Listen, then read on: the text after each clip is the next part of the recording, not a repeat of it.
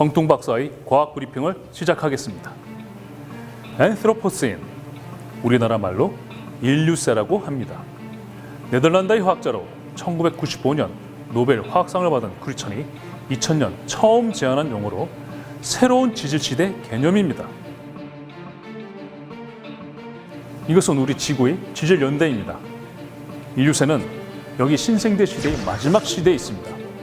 지금까지 계속되던 충적세가 끝나고 새로운 지질시대가 시작되었다는 것은 인류에 의한 자연환경의 파괴로 전혀 다른 환경에 직면했다는 겁니다.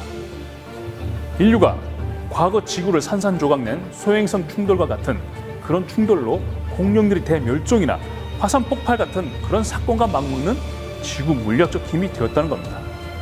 인류세는 환경 훼손의 대가를 치러야 하는 현재 인류 이후 시대를 가리키기 때문에 인류라는 말이 붙은 겁니다.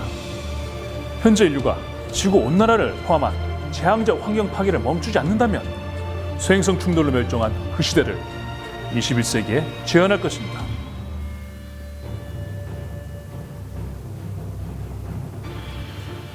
(2018년) 여름 모든 메인 뉴스의 타이틀을 장식한 글입니다.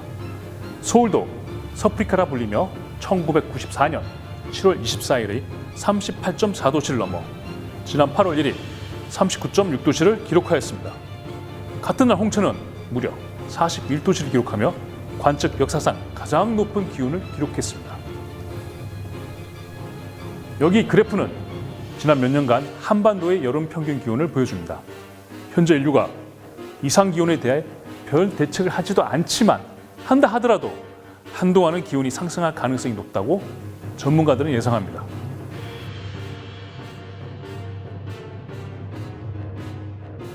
올해 폭염은 열돔 현상 때문입니다.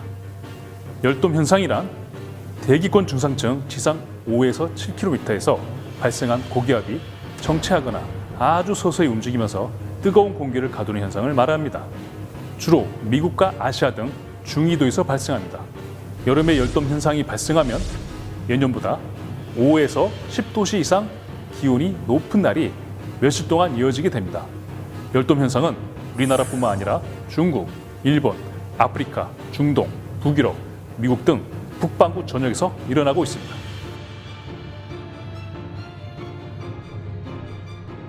기상학자들은 고기압의 확장, 제트 기류의 약화 등 여러 가지 원인을 말하지만 한마디로 딱 무엇 때문이다 라고 밝히지는 못하고 있습니다.